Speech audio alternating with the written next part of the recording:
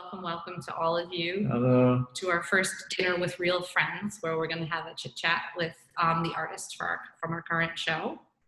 And I'm very happy to have Melissa Schack, Mary Pinard, Terrence Musto, and of course Jamal Wisley with me this evening. I see a lot of friends on this list. Hey, Danielle, Denise, what's up, Joan? Jonathan, yes, hi. Yeah, definitely a few names that I recognize as well. So I think that before we truly get started with the little video that we're going to see, which is so cool, maybe we should all just go around and introduce ourselves as artists, although I will go first for those of you who may not know me.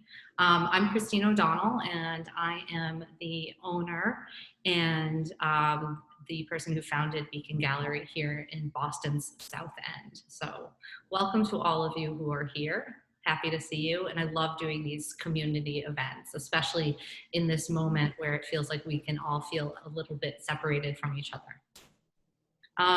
Jamal, would you like to introduce yourself?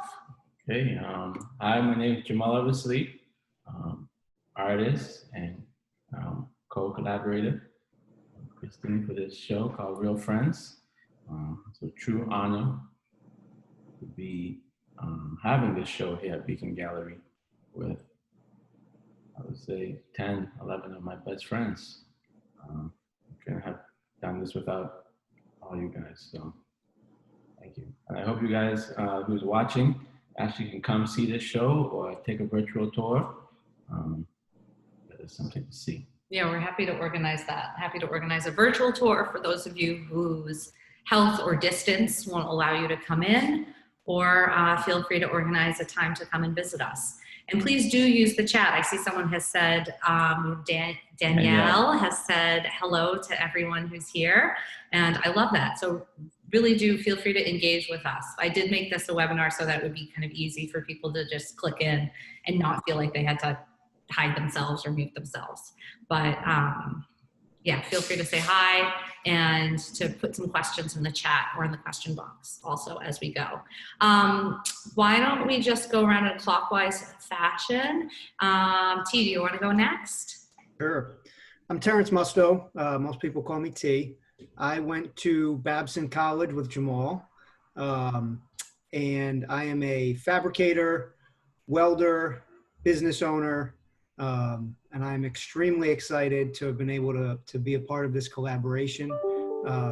And it is something that really kind of rejuvenated my creativity, not to be too cliche about it, but you know, we all kind of get in a little bit of a lull of the status quo. And this was something that really popped up and was something that I needed and was so happy to be a part of. So nice to meet you. Wonderful. Thank you. Mary, would you like to introduce yourself? And then Melissa will go to you last. Yes. Hi, everyone. I'm Mary Pinard. I'm a poet, and I also teach at Babson College, where I met a number of these fine people. And I am also very honored to be able to collaborate with artists who I've always been, I have to say, a little bit envious of, artists who go beyond the pen and the paper to things like paint and sculpture. So it's been a delight for me. I've learned a lot. And again, I feel very honored. So thank you and welcome. Thank you. Melissa? And I'm Melissa Schack. I'm a painter and newly stepping into the waters of video. And it just feels like a creative process that keeps pulling me. I was a midlife discovery as an artist. Before that, I actually worked at Babson College for over 30 years as an administrator. And at the time when Jamal and Terrence were there as students, I didn't know I was an artist. And it wasn't until a couple of years ago. Jamal, when was your show with LaShonda at Hollister? Yeah, 3 years ago, actually. 3 years ago. So at that point, I had started making my own art. And Jamal and I struck up a conversation about painting, and we've never stopped. And it's been such a pleasure and such a joy. And and what an amazing thing to be invited into this circle, and to be collaborating in ways that feel totally experimental, where we don't really know where it's going to go, but to have the trust, and with sort of Jamal at the center of it, and sort of being the gravity, and having the hope and the vision for it, it's just been a treasure. Melissa, don't make the waterworks start already. Please. Well, we'll give you a moment to hide, because what we're going to do now is give everyone in the audience a little taste or an overview of the piece that you four have created and put together. And we have this really fabulous video that was put together by a gentleman I've been working with named Nate Burks, who did a wonderful job with the editing. And we have some amazing photographs by Greg Caparel. Am I saying his name right? Who came in and photographed the show and just did a fabulous job, and with his perspective and creativity as well. And so you'll be able to enjoy the photographs, the editing, as well as the actual artwork, and Mary's poem, which is the soundtrack to this as well. So I'm going to hopefully now very smoothly enjoy.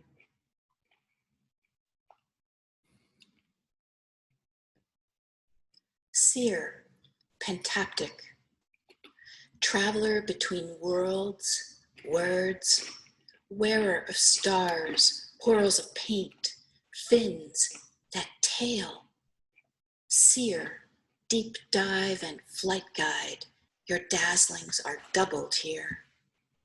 How you ply the sea's blue-greens with the firmament's wise geometries. Bold, spectacled, you're a sea weave of waves for all to see. One eye on either side of your proud equine head. One can see behind, the other ahead. Makes you here, there, past, and future too.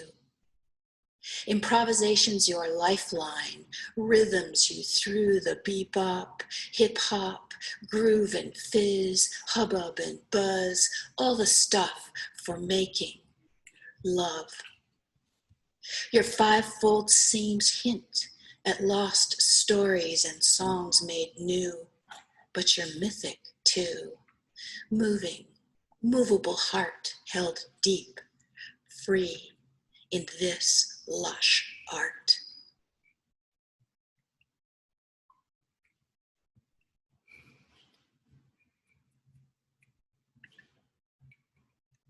Wonderful. Well, thank you all for sitting through that, and hopefully you enjoyed it. I would ask all of our panelists to now unmute themselves so we can continue our discussion. Hopefully you guys enjoyed that. Oh, we're getting a couple nice messages saying that that was awesome. Loud applause, and I couldn't agree more. I saw that for the first time just earlier today. It's been a busy week, and I was really blown away. I thought it was fantastic. The piece itself is amazing, the poem, but really experiencing it all together was fabulous. A really great experience. Why don't we kind of start with the base a little bit? I mean, we're not going to spend this entire time talking about the piece, but I think it would be nice to discuss the piece a little bit. And Terrence, do you want to talk to us about the bottom of the piece, and then we'll go up. Melissa and Jamal, you can talk about that, and then Mary, you can talk about the inspiration for the poem.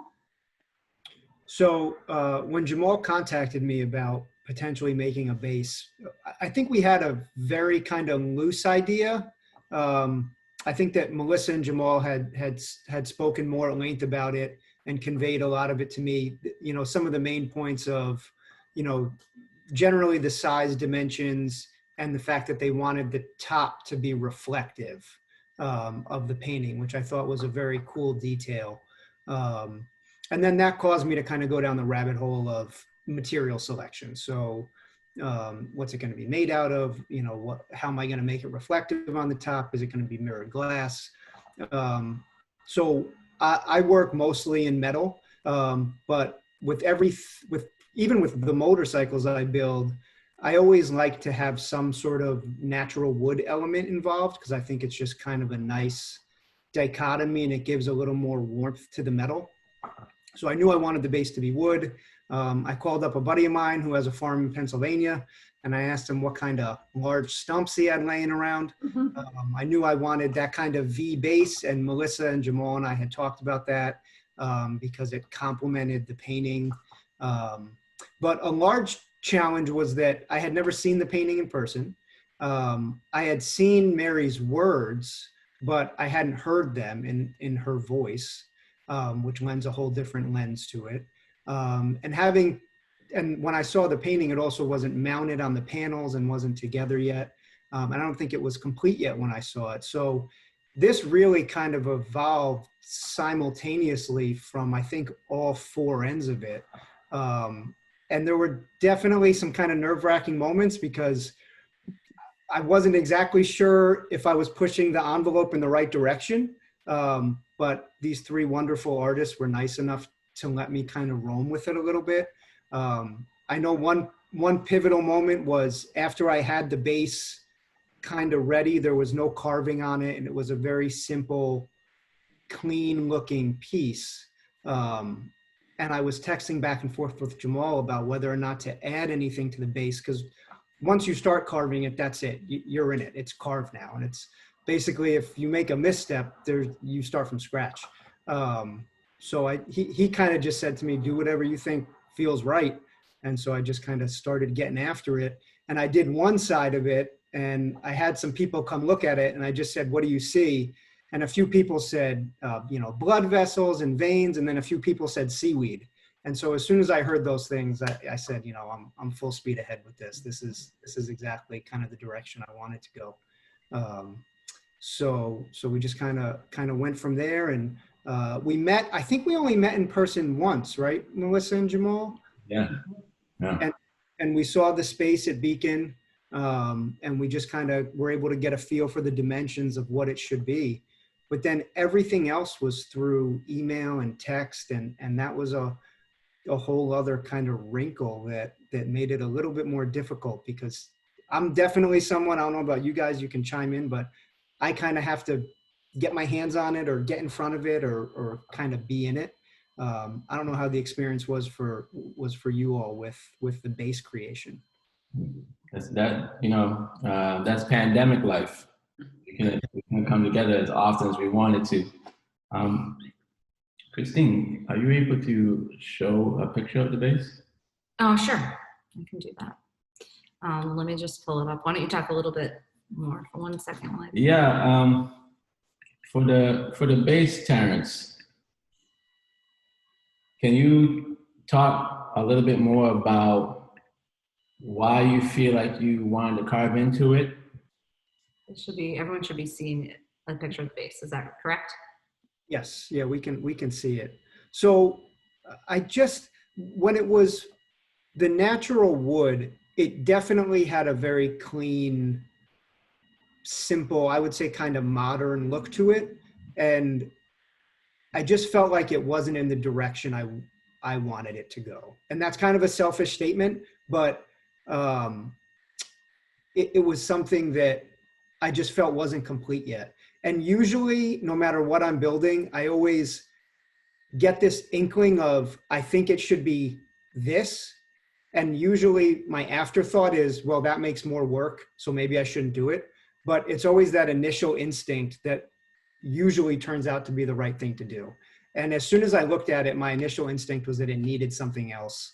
And then I tried to convince myself that it didn't, because I knew it was going to be more work to do. But ultimately kind of wound up carving it. And the other decision that followed that was the color that's in it. So there's actually no stain on that wood base. The color that's in the carving is from a torch, an oxyacetylene torch that I used to actually burn the wood. And then I sand off the high parts, and then you get that natural kind of pine that shows through. And then the whole thing is urethane. But that was something else that I didn't really plan. I just kind of started going. And as I went, it actually, I did it by accident. I had planned on torching the whole thing. And then as I was torching it, there were little pieces of mess ups that were in it. So I said, oh, let me sand it and do it again. And when I sanded it, you saw the real contrast between the dark spots and the natural wood. And it was just something that I felt was exactly as it should be. I saw a question pop up about the raised bumps in the top. And Can I interrupt you for a second? Are you seeing the whole image now, or are you just seeing the bottom still? just the bottom. Okay, I'm gonna try to, yeah, so you talk about that. I'm gonna pull up a whole image so people can see what we're talking about as you're going. Sorry. So the bumps in the top were a byproduct of Jamal and Melissa. I had done some sample pieces so the top is stainless steel. It's what would be called a number 8 finish, which is mirrored stainless steel. And so I had prepared some samples for them of different finishes we could do on the top that are more reflective, less reflective. And one of them was I did this hammered pattern. And when Jamal and Melissa saw it, they said, could you do that to kind of make it look like these air bubbles, like something bubbling under the surface? And I thought that was a really, really perfect idea. So all the credit on that goes to Jamal and Melissa. Very cool. Do you guys want to talk a little bit about the painting on top? Yes, Melissa, please chime in whenever. But we had a Babson residency, I believe, in 2018, Melissa. Yes.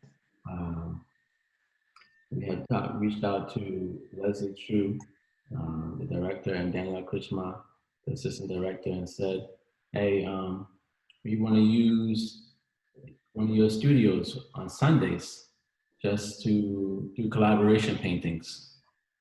And we had come up with the idea, like, actually, this is the story of how Real Friends started. Like, one of the main base stories of how Real Friends, this show started. Melissa and I wanted to collaborate with each other and see what paintings we could come up with.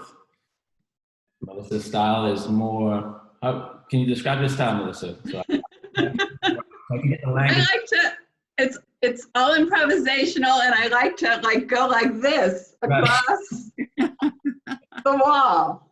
Right, that's Melissa's style, and I seen it, and I was like, oh, that's not me at all. I plan everything out. My lines are very intentional. These are Jamal's words behind the Yes. very graphic, very planned, very intentional. And Melissa just slapped 5 pounds of paper on the wall. And I was like, okay, we're gonna get somewhere with this. This is probably like week 3, because the first 2 weeks we were doing plates. Yeah. And this is when we decided we should just go straight on the wall with 5 panels. And midway through, like hour 3, I believe we started seeing that pink creature at the bottom. You started seeing the pink creature. So I'm going like this. We're taking turns painting. I'm pulling this back up for us. And Jamal goes pink. I'm like, oh my God. And look what there's a lot going on there, but the heart of the whole piece is that mythical pink creature. And I think it's just sort of to me, I see a lot of hope in it. And Mary gave it the wonderful title, Seer. And so I feel like it's representative of the whole show, with Jamal's sort of hopefulness being at the core of it. I love that. Yeah. That's beautiful. Thank you. Should we have Mary talk a little bit about so Mary, you're behind the title of this piece, and that's not something that I was even aware of, actually. Yeah, I mean, before just a little bit more content, and I think Melissa might have touched on this more, but Melissa and I was going back on the title, and we knew that we wanted Mary to make a phrastic poem. And Can you explain what that is? Because not everyone here being, and not all in our audience. Like an ekphrastic poem is a poem that. Mary? I don't know. Oh, just kidding. An ekphrastic poem is a poem. There's a long tradition of ekphrastic poetry that's about typically visual art. So again, poets being a little bit jealous of the artist and wanting to capture the power of visual art. So ekphrasis means to describe something that's artful. Thank you. Right on, Yeah. right So on. sorry. Go on. So yes. We were going back and forth on the title, and we knew that we wanted Mary to write a poem. And I was like, Mary is a wizard with words. We both agreed on that you are a wizard with words. I said, you know what? Mary's gonna come up with, I can feel it. Mary's gonna come up with a title. And she did. So really, when it comes down to with these collaborations and with all these friendships, is knowing each other's strengths and allowing them to shine. That's a beautiful sentiment. I love that. Like I learned that Babson. I'm plugging Babson a lot, but that's really it. That's teamwork. In sports or in anything, everyone plays a different role. Everyone plays a different part. Everyone has a different strength. And Melissa does what she's strong at. I do me, what I'm strong at. Terrence does what he's strong at. And Mary does what she's strong at. And we come together and we create magic. I love that. I love that. Now Stephanie Oster, has contributed what she's strong at. Oh yeah. We'll see that. And we'll be seeing her next week. Has wondered if you have progress shots of the piece, the seer. I don't have those to show to us, unfortunately. But is that something that you guys did? Did you take pictures as you were going? We have some before it was put together with Terrence's bass, and actually we have some great video, Terrence, of you lifting the bass. Like, you should have seen him. How much does it weigh? A ton. So he's lifting the bass off the truck that came from New York and wheeling it to the gallery. But I don't think we have process paint of the painting per se. Yeah. Process shots. We have metaphorical struggle. Metaphorical struggle, yeah. It has been recorded. I do have process shots of the bass, how that came together, which I'd be happy to share after the call. Yeah. Or that might be cool to put on Instagram or something like Yeah. that. Mary, do you want to talk a little bit about your process and your poetry? Sure. Well, first, I just want to connect to what everyone's been talking about in terms of friends coming together and offering their strengths. I think that works, but it works even better if there's trust at the core of that. And I felt that from the very beginning when Jamal and Melissa asked me to think about making a poem, that they trusted that I would make a poem. And that gave me a lot of permission. And when they showed me images of the painting, and at that point I understood that it would be in 5 panels. And so I started to think about, well, 5 panels, how could I possibly ever capture the largeness of this piece in a poem that's not an epic?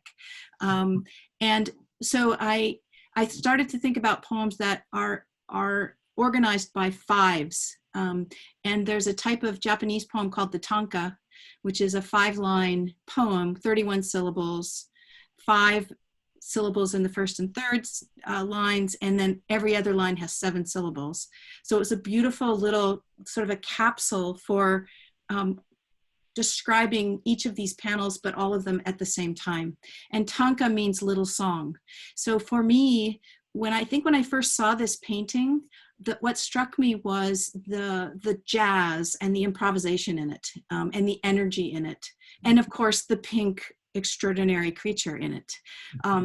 but I think in the end, for me, the exuberance and the life force in it is really connected to jazz and improvisation. So those are the kinds of things that I really worked on when I thought about those 5 little tankas. And there's another cool word, a pentaptic, which is a piece that has 5 panels. And that was a word that we also tossed around a little bit. So for me, it was this interesting journey of trying to address the vastness of the image, all the exuberances of it, in these small little packages. Some people talk about the tanka as being like a kind of Japanese sonnet, in the sense that sonnets also come in very small packages, but they achieve big things. So for me, that was the great joy and the great challenge of this piece. So I feel very, very thrilled to have been a part of it. I love that. Like that. Small package, but achieves big things. Yes. It was when we got to read Mary's poem, it's like everything gives life in its own way. So it reflected a whole new life to the painting. And we saw things anew in the painting, that through the lens of Mary's language and her eye. And of course the title, the title feels like it captures so much, and the genius of it, I just can't get over the title. And one of the things I think the video does really, really well is the sections, Mary, where you use the language about sort of the jazz improvisational. I can't remember if it's bebop, and there's about 4 phrases there. Yeah. I think the video really, really, really, that's the high point of the video. Well, and until I saw the video, I hadn't seen the whole piece, together and mounted. And so I had imagined that the surface was going to be a mirror.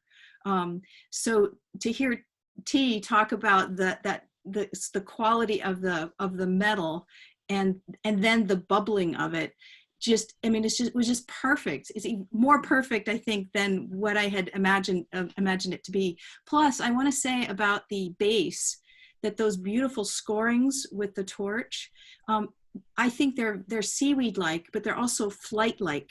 There's a couple of them that look like birds ascending from the bottom of the bass. So there's something, and there are birds that swim underwater. And that pink creature has spent a lot of time everywhere, including underwater. So I just, it was glorious to see how that emerged, literally, how, the shapes and the color and how organic it is. So that was lovely, a gift. Thank you. Thank you. That was so nice to hear. So nice of you to say. I really felt, not to make it about me, but I really felt a weight in doing this piece. Usually I'm used to kind of just following my own direction. But because of both the talent involved from my co-collaborators, but also the work that went into it, and the weight that comes with the piece when you hear it spoken, when you see the words, when you see it in person, it's amazing. You can just stare at it and see something new the longer you look at it, constantly seeing something new. And I just felt like a huge weight of, how could I possibly add to this? This thing that is by itself completely perfect and standalone. So it's very humbling to hear you say that, Mary. Thank you. Really. That those words kind of go really nicely into a question that I was just thinking about, in terms of, how do you feel like working in collaborative way has maybe informed your own practice since that moment when you created something all together? Do you feel like it's made you work differently when you've been working on your own since, or have you worked on your own since? I know, Melissa, you're working, if everyone looks behind us, we have this really large piece at the back, which is actually still under construction, and it's a collaborative piece that we are in the process of painting here. Mm-hmm. Melissa has finished her part of it, so you've been working on your own, but also kind of in collaboration as the bottom layer of a 3-person piece. Jamal, you're going next, and then Fernando Fulo will be going last. Yes. That's But yeah, I'd be curious to know kind of like, do you feel like you have a different perspective? And anyone, feel free to answer. So with the piece in the back, that is the 3-way collaboration in process. So this, talk about experimentation. We're painting live in the gallery, right? Like Not making a mess, right? trying not to make a mess, right? That was the hardest part. But what, so, and, you know, we decided the order that we were gonna paint in. And so going first, I faced the proverbial blank canvas. And I decided, rather than just start painting, that I would sort of write some text. It's poem-like, Mary, I wouldn't call it a poem. But write some text about what I thought we were trying to do here in terms of, you know, sort of innovating about how a gallery space is used, how gallery time is used by doing this live painting. And so can I just read the last part of or the first and last part? And I wrote this text with pencil on the blank board, and then I painted it over it. And then I just do many, many, many layers, but this text is sort of at the foundation. And it was in honor of this total experiment. And Mary, I think you used the word trust, and trust in Jamal and Fernando, that this was gonna, you know, that we don't know what this is gonna end up, but we trust and put sort of the heart around this community as opposed to the final product. Anyway, so what I wrote starts, "Dear Jamal, thank you for this gift, live painting." And it ends with, "The collaboration seeds you have sown, blooming, centering us on what matters, community, wholeness, the streams of creativity joined." So that is basically underlying. So I feel like the idea of sort of setting the intention and at the beginning will stay with me before I start slapping on the paint, which I'm so prone to do. Right. Very cool. So Melissa,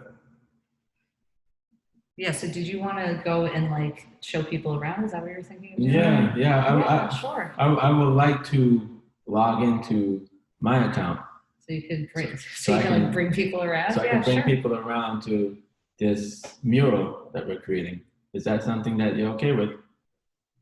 That I'm okay with? Yeah. Yeah, sure. Yeah, I think Right that's on, great. Right on. Yeah, go for it. I mean, I would say that, yeah, do that, and we'll keep Okay. going here while you're getting onto your Zoom. I just would say make sure that it's on the volumes all the way down, because otherwise it's gonna create like a echo or something. Okay. So, but while you're doing that, we can see so people continue to put in questions, and then I'm going to ask some more questions of all of you. I would love to hear from Mary and Terrence, though, about whether the first question you posed that I started answering about whether collaboration has changed. Yeah, we got totally distracted from that, didn't we? How you work now, or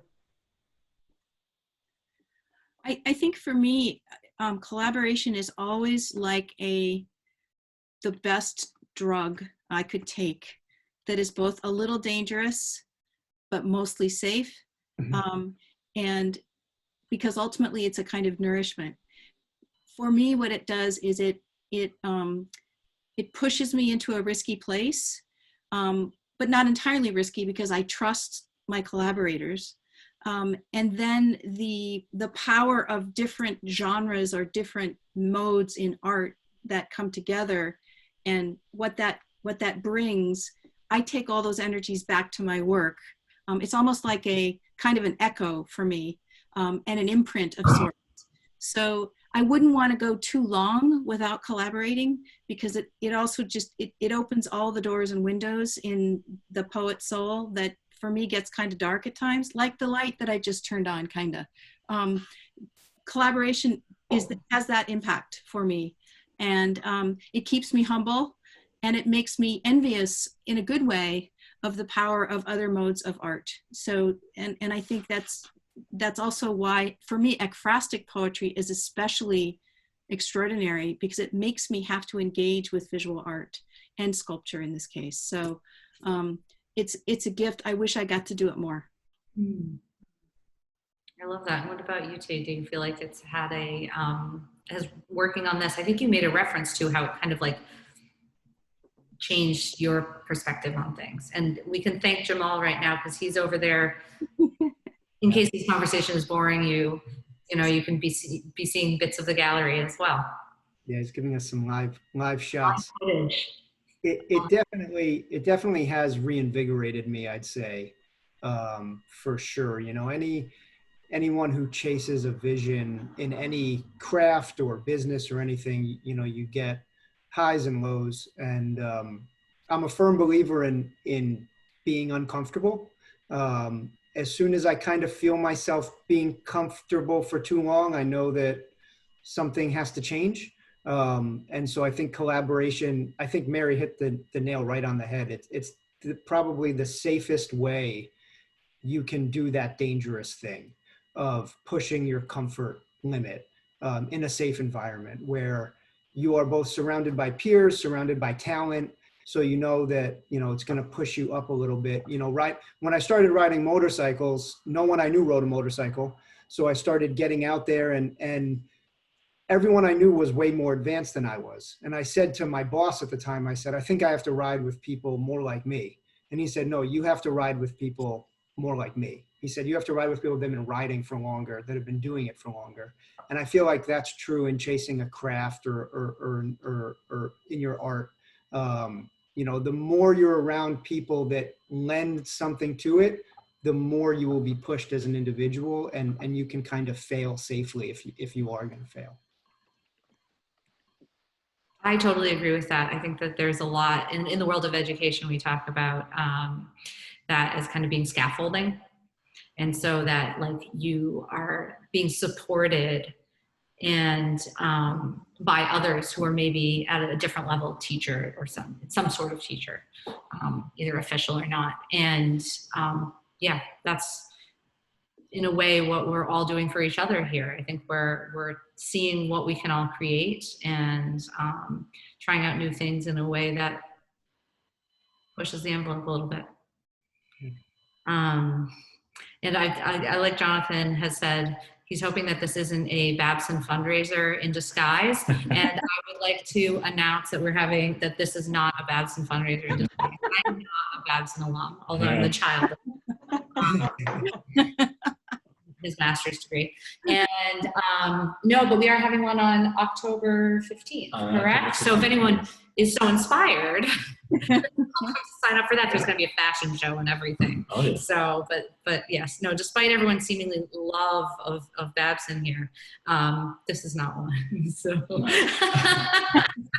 I hope everyone's looking at the chat as well, because there's some funny stuff going in there. No, I guess you can say a love for Babson, but what type of love I see is a love that I found at Babson. I might have been able to find that somewhere else, UMass, BU. Like Holy Cross. But it was a love that I found there. So if I have other type of love when I was working at Reebok, working at Nordstrom. Shout out to all my Reebok and Nordstrom folks. Shredded. But these three I found at Babson, and we all connected spiritually. And we found each other on that path. So it's whatever the path that takes you and finding that connection with those people. And that's really what Real Friends is all about. Not just the show, but I think the concept as well. Like true friendship, You got right? it, sis. You know, that it is. It's connecting with people, You got it. no matter where you find them or how you find How them. you find them, you know? It's really seeing each other for who they are. Yeah. And I don't know about you guys, but I feel like the pandemic has definitely brought some stuff about that out into the open in terms of seeing who you stay in touch with, who you don't. And it's been an interesting time period. Have all of you been surviving okay as we sit here in our separate spaces instead of all in a room together? Well, at one point, it was 4 or 6 weeks ago, Jamal and I were chatting, and about how sort of the weight of everything, and how this sort of thread of creativity and collaboration was kind of giving us energy and keeping us kind of with a positive focus. So, and I don't know for how many others that's true, but it was certainly true for me. And like the care that I wanted to take in every aspect of my contributions to this show, it just felt like it settled me in a wonderful way amidst all the challenges and heartbreak and craziness in the world. I do think that having a goal in sight and a deadline that one is working towards is really something important. It helps really to structure what can feel like a very amorphous time period for people. So I'm glad. I mean, and you're not the first person, and this isn't the first show that said that as well. I feel like the previous show did the same thing. T, were you about to say something, or Mary? Well, I was just going to say, I've returned to the classroom, and I'm in this thing called WebFlex, which is, talk about an improvisational weird place, where I have students in the classroom, and then I have students on monitors, and it's a very disorienting place to be, and yet there are these moments of intimacy that are revealed despite the distance, which I feel even as we look at these squares where people are foregrounded, but there's all these stories that are being told in the background. And I find that happening in my classroom. And at a moment when I thought it was going to be very, very distancing. So for example, today I had a student who started in person in my classroom and suddenly left campus to go home because there was a family emergency, because part of his family lives in the Northwest and they were burned out. And he had to go home to help take care of a new baby that had been born into that family. So when he came to the poetry class today to do a reading, he was on one of these little squares holding an infant. And he read his poem holding an infant. And we all could experience that. So there is something about the disorientation of the intimate from one place to another that somehow doesn't lose the intimacy, and in some ways it becomes more intimate. So I'm thinking even about the way in which art speaks intimacy into places that typically aren't. And I'm feeling that right now. So I guess I'm saying I've been surprised by those pockets of intimacy that prevail even in this very strange pandemic-informed place. I love that. That's beautiful. And I think very true. That has been a different kind of intimacy. Would you like to contribute on this?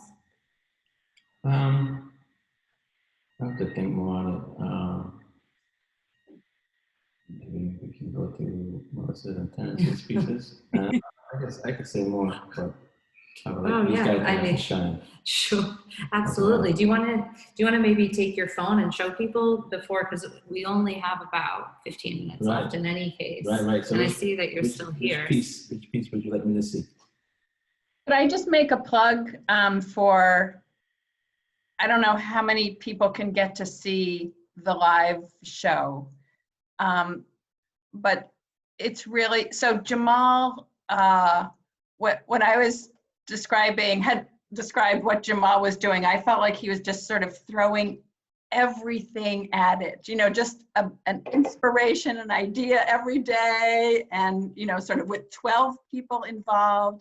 And I was trying to imagine how this show was going to sort of hang together. And it turns out when I walk in after the show had been hung, it is gorgeous and all of a piece. And it's because Jamal's sort of the imprint of Jamal's imagery when he was collaborating with each artist is in so many of the pieces. So it's a gorgeous hybrid. You know, there are many shows that are thematically linked, but the visual work doesn't sort of feel like it comes together. But this, there's 12 artists and so much of Jamal's imagery tying it together so that it's a gorgeous impact when you walk in and are in that room. And so I would just encourage anybody who has the chance to physically go see it to do so. Thank you for that. I- Me too. I third that. Yes, so, and I can make that happen. So anyone who, most of you should have gotten an email from me, so you can feel free to respond to that or go on the website. Do you want to turn the video back on that? Yeah. And then, What piece should we go see? why don't you do, because Melissa was just talking, why don't you do Melissa's two pieces over there, Okay. and then we'll come around to Terrence's. Okay. How's that sound? Good. And that's all of them, I think. I mean, can you do a pan of that whole space right there? What I'm gonna do is I'm gonna make you spotlight video. So everyone hopefully is seeing this really big now. Is that true? That's great. Yes. Okay. So everyone's seeing this very big. So this is my space, and this is kind of one of the larger areas. And we have Melissa's piece on the left and right of another found wood piece here. And they are bookending. What's that one called? Power to Seek the Path? How to Seek the Path. Yep. And then to its left, we have the live painting piece that's underway, and to the right is Seer. And so it creates this really nice, I feel like, experience, that whole area. Christine, can you say again which one is the in process piece? That is That piece. Got it.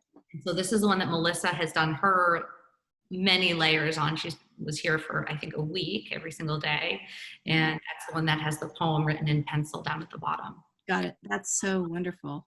But this is going to, who only knows what it's going to look like at the end. So you guys are all seeing it now, but next Jamal's going to paint all over it. And then Fernando Fua, who is the collaborator who did the what do I say, Nerd of Hearts. Spencer Ward and the Nerd of Hearts, that's the piece that's right here under the wording Real Friends. He's going to be the last person to add to it. Wow, fantastic. That's the coolest. Yeah, so, and then up here's another one of Melissa's pieces. So you see her, Melissa, we see your looseness with the painting and your love of color, which is really fabulous in here. I see, let's see, some questions are coming in and some comments, which is great. Thank you for all the lovely comments we've had. And yeah, we've had a really good response to all three of the Dinner with Friends series. So this one, we had about 20 people sign up, and we've had about 15 or so people in the event for those who are asking that question. And thank you, Jonathan and Kathleen, for mentioning that you saw it in person. And yes, the colors really do pop even more so in person, but it is, what's nice is that they're bright enough to also be appreciated over Zoom. It's always fun to see art in person though. I think that's one of the hard things about the coronavirus. And Melissa want to talk about Sweet Lose, that she can talk about the gentleman who was asking her the questions on Sunday. Did you hear that? Let's keep going. I've talked enough. How about we look over at the sliding puzzle for a minute, and then And then we'll probably wrap these things up. Would anyone, so Terrence, do you want to talk briefly about this? And then maybe I'll ask you guys, and you can choose which question you'd like to answer, either something about what inspires you, or if there's one person alive or dead with whom you'd like to have dinner and why. And we'll end with that after Terrence tells us a bit about this piece. Sure. So thanks. So this piece, it's a giant sliding puzzle, which I used to have a lot of when I was a kid. And when I was talking with Jamal about what my individual piece would be, I wanted something that conveyed the struggle of creating. So for me, the most intricate things that I create are custom motorcycles, hand making almost every piece of it. So this puzzle is a puzzle of the most recent full bike that I've built, which I have a patented suspension on the frame, and I've been working diligently for years on that. But I wanted people to kind of feel the emotions of, you can see the vision in your head of what it's gonna be, but the drama comes from creating it. And sometimes things don't work just right. Sometimes things that just fit together, you go to put them together again and they don't fit. So I kept thinking of a slider puzzle. And so I said to Jamal, it might be a little crazy, but I want to make a 1-to-1 scale slider puzzle. So that puzzle is exactly the size of the real motorcycle that I built. And so it's a 1-to-1 scale slider puzzle. It's a really fun piece, and something that we have hand sanitizer right next to it, so people can come in and really manipulate it, knowing that that they don't need to worry so much. And it's amazing. And Terrence worked really hard in bringing these enormous heavy pieces all the way from upstate New York, for which we are incredibly grateful. So why don't we go through and have, cancel spotlight video, yes. I'm just gonna go back to gallery view for all of us. Man, time flew. See that? Time flies when you're having fun. Yeah, Hopefully everyone, friends. You know that? when you're having dinner with friends, time just flies. Hopefully for all our guests as well, that this has been fun and interesting. But why don't we just go around and, you can answer the question, and we're gonna finish up with that. Either what inspires you, or a person that you wanna have dinner with, dead or alive, and why. And Mary, do you wanna start? Okay. Well, since I've just had dinner with extraordinary collaborators and friends, I would, if I were to go second on the list, I would say Margaret Atwood, who I first knew her work as a poet. She wrote books of poems before she made novels. And I would argue her novels are all poems as well. And plus I love that she's lived long and feistily. So she would be my dinner mate after all of you, of course. Full from this meal. Thank you. Thank you. Melissa, what about you? So I'm thinking of the painter who painted Barack Obama's official portrait, Kehinde Wiley. Because it would be really just fun to talk about how Obama was as a Subject. as a model, right? We don't want to be Obama. We want to be the person who painted Obama. And then, the amazing foliage around him, and anyway, and he's also an amazing sculptor. So that's who I would pick. I'm a big fan of Kehinde Wiley as well. T, who would you pick? This is a little bit outside the box, but obviously I'm drawn to everything and anything mechanical. And one of the big inspirations for me when I decided to really go after my vision of motorcycle building and specifically of pursuing my frame suspension idea was the Wright brothers. And I actually went to the Wright Brother Memorial down in North Carolina, and you see the field where they first took their, I think it was like 8-second flight.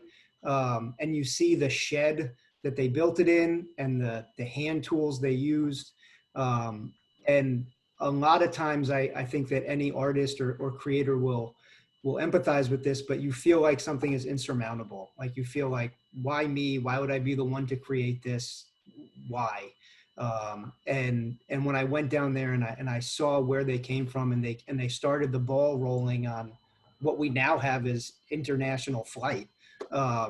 It was just kind of overwhelming to see. And so to be able to sit down with them and speak to them and get inside their head of what made them keep pushing after failure after failure after failure would be really interesting. I like that. What about you? Yeah, I was asked this question roughly 2 days ago, like I told you. Someone's copying me. I don't like this. And I don't know, the first person that came into my head was Abraham Lincoln. I said, I'd like to have a dinner with Abraham so I could just pick his brain, you know, when the country then was so, I don't want to keep using that same word, but divided and fighting amongst each other. Mm-hmm. And what his vision was, and his leadership ideas to bring it back together for unity. That would be mine, I guess. I like that. Well, here we are, almost at the end of our hour. So I'm going to say thank you all so much for joining us. Thank you for everyone who's attended this, and hopefully you all managed to have something to eat. I did not touch the sandwich that Jamal very kindly brought to me, and I'm going to definitely eat it afterwards. But it's very hard to both moderate and, I think, chew at the same time. So I hope you all have a wonderful evening. Join us again for this next week. I think it's going to be Thursday. Next Thursday. Yes, at 6:30. That's also on Eventbrite. I did put this up on Facebook as well, so you can find the link there. So if you don't feel like signing up on Eventbrite, you can do that too. Thank you, everyone. Thank you to the panelists. Thanks, everybody. Thank you all to Greg, the photographer, and to everyone involved. So have a good evening, everyone. Thank Thank you. Bye. Good night. Good night. Bye. Bye. Bye.